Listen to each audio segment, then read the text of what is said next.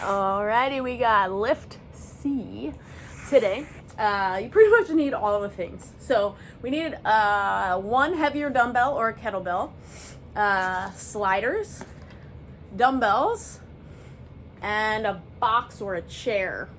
And a band, one of the regular bands with two handles. Okay, so we have 3 supersets. Our first superset is going to include the lateral, lunge, shift, and reverse flies. So for our lateral lunge shift, you're going to need your kettlebell. And basically we're just going to spread our feet wider than shoulder width. And we're going to be shifting into a lateral lunge by bringing the dumbbell in front of our opposite foot, or in front of the foot we're going towards. So from here, we want to make sure we keep our head lifted, but our shoulders fall away. The collarbones point out to the side so they're not caving in. Okay, but we're also not driving our shoulders back and down, which is then going to pop our rib cage up and our sternum up. So again, before we start, we'll just think of our main things. So helium balloon pulls our head up. Sternum should be pointing straight ahead, not up or down. Our collarbones should be pointing out to the side, east and west. And we should have nice, relaxed rib cage. Okay, so from here, we have our toes spread. We have weight in evenly distributed here, and then we push our hips back as we shift the kettlebell towards the front of our other foot and come back up. We shift and come back up. So as we shift, our butt sits back, and we want to make sure though that our weight stays fully in the foot we're shifting to, and that we're not shifting into the heel, we're not shifting into the toes, but that we have an even distribution of weight in that. Shift and give you a different angle here. So again, wide stance. Everything here falls away. Collarbones stay out wide. Head stays in a neutral position. We sink back into our hip, into our butt. You should feel that in the glute when you shift to this side. If you're feeling it in the front of the knee, you're probably driving your knee forward rather than sitting into your hip or letting your hip do that work. Okay, so that's our first one. I think we start with 8 on each side and then we progress up from there each week. And then the next one is our reverse fly. So you have a couple options for this one, but for now, I want you to do it seated on your chair. So you're gonna sit as far forward onto your chair as you possibly can. Your feet are going to be together. Our hands are gonna be underneath of our legs to start with. So again, thinking of those things from the first one, we wanna think pulling up from the scruff of our neck. We want our collarbones to be pointing east and west. And then we're really thinking about the space between our shoulder blades getting smaller and then coming back apart. So as we fly our arms up, we want to think of the shoulder blades squeezing towards each other and then coming down under control. So scruff of the neck pulled up, collarbones pointing east and west, shoulder blades squeeze together, come down under control, squeeze, come down under control. Squeeze, come down under control. Okay, so again, I think we start with maybe 8 of these. Keep that head lifted through the back of the neck so we have a long neck. Squeezing the shoulders, coming back down. Obviously, we can progress this to do it in standing position, but for now, I really want you to just focus on the posture cues.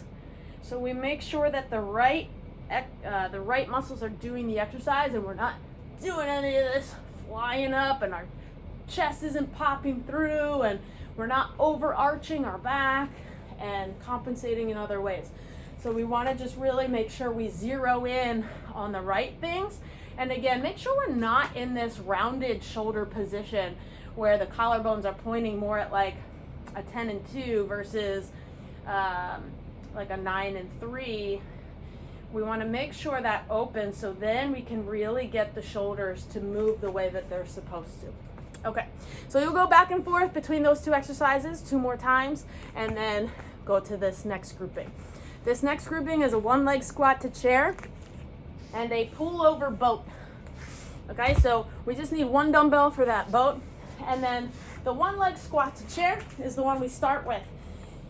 Now, you have a couple options for this as well. So at first, you want to just make sure we have that tripod foot, ball of the big toe, little toe, center of our heel are all pushing evenly into the ground. We're not gripping the floor at all with our foot. We're just letting it make sure that we're not shifting out into the outside of our foot or the inside of our foot, but we're even in the middle. Now, when we sit back, we're just going to be, you can keep light toes to start with of the opposite leg. And then you're just sitting yourself back, lowering yourself nice and slow to the box, and then standing back up, okay? So that's variation number 1. Variation number 2 is to then do it without. So you could go maybe down without the other foot. So nice and controlled. Again, we're going as slow as we can. Do not just plop down. So a lot of times, so if you can't get down to that chair without, some people will start to come down and they get to about here and then it's like pop, plop. Okay, we need to build that strength up. So either 1, raise your chair or put some cushions up to raise it, or just continue to do it with that light toe of the opposite leg to give a little assistance as you come down. Okay, so our goal is to land soft on the chair. Okay, so that's option 1, come down without. So first one, come down with toes on the ground, come up with toes on the ground. Next one, come down with toes off the ground, but then you could use the toes to come back up. Third one, you could do even maybe toes to come down if that's more of a struggle, but then lift it to come back up. That's okay. And then the last one, obviously going down and coming back up under control, both directions without the leg on the ground. If those become super easy and you're like kicking butt, grab a dumbbell and then start building up from there. Hold a dumbbell at your chest and then do the same thing, just making sure that we stay in alignment and that the knee isn't caving out, it's not caving in, we're not shifting all around, our balance isn't all wonky. Okay, we should be nice and strong and stable both directions. So once you do all of your reps on one side, then switch and do all of them on the other. If that feels like a lot, like, oh my goodness, that was so hard, then you could even alternate and do one side, then do the other side until you can build it up to do some consecutive in a row. So really control, control, control, land soft, come back up, under control. Okay, so that's our 1-leg squat to chair. And then we have our pullover boat. So you can do this with 1 dumbbell, you could do it with 2 lighter ones or 1 heavier one. That's up to you on how you want to do it or what you have available to you. For the moment, I'm just going to do it with 1, and I'm going to hold it by the big sides, 1 on each side, okay? So for this one, option number 1 is, and now if you can, I would get something to place, just like a rolled up towel, or I'm going to grab a little mat here, just to make sure that our head is in good position and that it's not in that locked back position. We want to have a neutral neck before we begin this. So option number 1 is to keep your feet, go a little diagonal here so you can see better. Keep your feet on the ground. Arms are straight up. The elbows stay straight. Head is locked. We want to make sure that the rib cage is down and relaxed and we're not popped up. Okay, so rib cage relaxed. And then the arms are just going to come back. Leave your core behind and bring the arms back up. So that's option number 1, is just leave the core behind as the arms go overhead. Keep the elbows straight and just go back to where it's comfortable for you. It's not about touching the floor. I actually prefer you not touch the floor, I want you to go back to where you can comfortably and with control, and then come back up. If that seems pretty easy, you can lift your feet into 90-degree angles here, and then again, leave your core behind as you bring the arms over and back. So leaving the core behind should just automatically kind of give you a light tension in the core, to make sure that the core is kind of, we're not popping our low backs up, but we're also not over engaging the lower abs either. We're just leaving the core behind as we do that. And then the last version would be to just, you can start by straightening the legs up high and then working the legs down to wherever you can get them to go comfortably, with keeping your core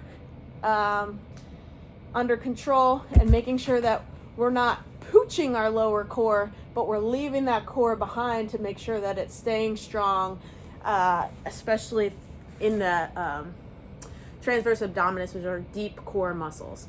Okay, so again, we'll go through those 2 more times and then go on to the last grouping, which is sliders. And on your program, I think it says band Pullaparts, but we're gonna change that up a little bit.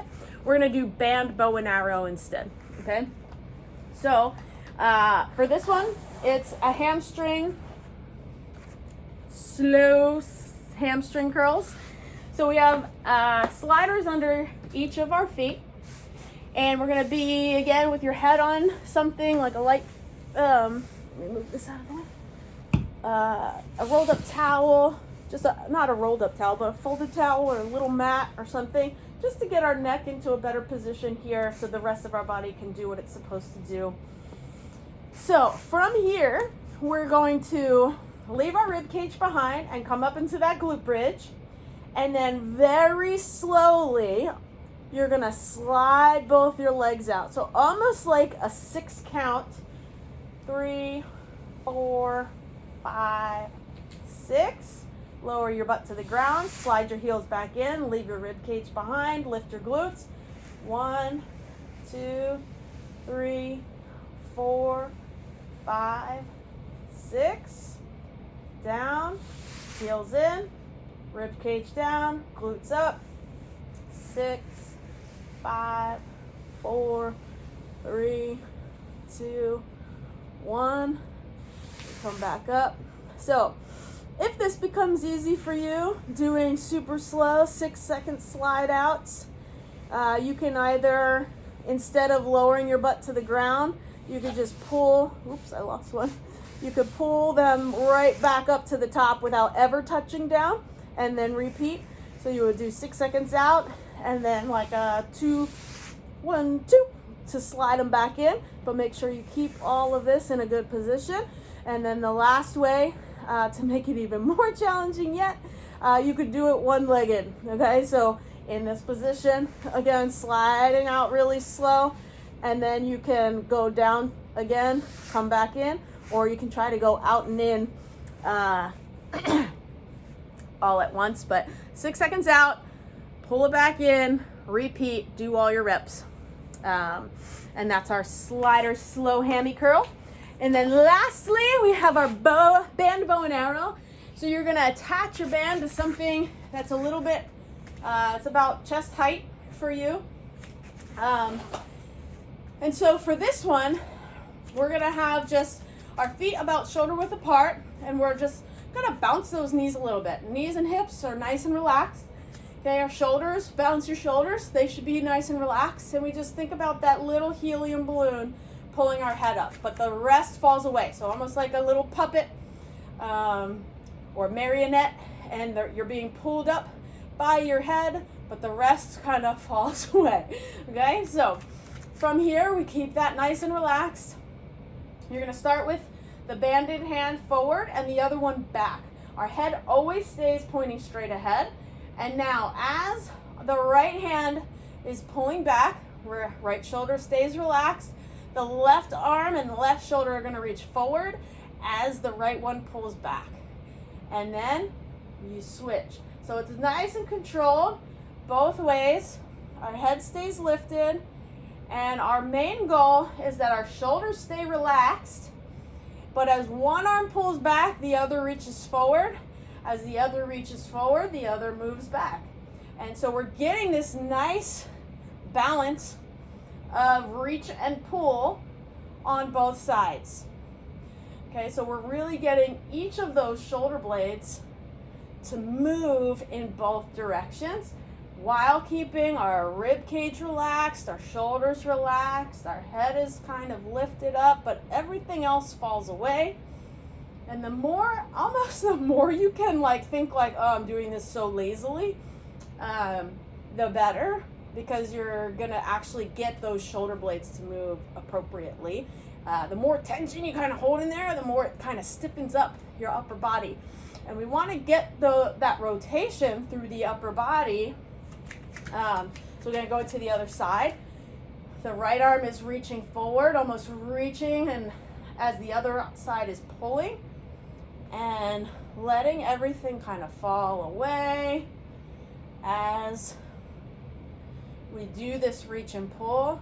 Our head is lifted, our shoulders fall away, our rib cage is relaxed, our sternum is straight forward, and we should really be able to feel that a good bit in the shoulder blades and the muscles that go from about our belly button up. Okay, so do all of the reps on one side and then all of the reps on the other side, again, nice and controlled. So our main goal in this whole workout is doing things slow and controlled to really zone in on anything that might be weaker within the range of motion or through the chain, and to really strengthen those areas up so that we can build and get stronger and feel better. All right, so have fun. Do that 2 more times. You're done for the day. And be proud of yourself, because that is awesome.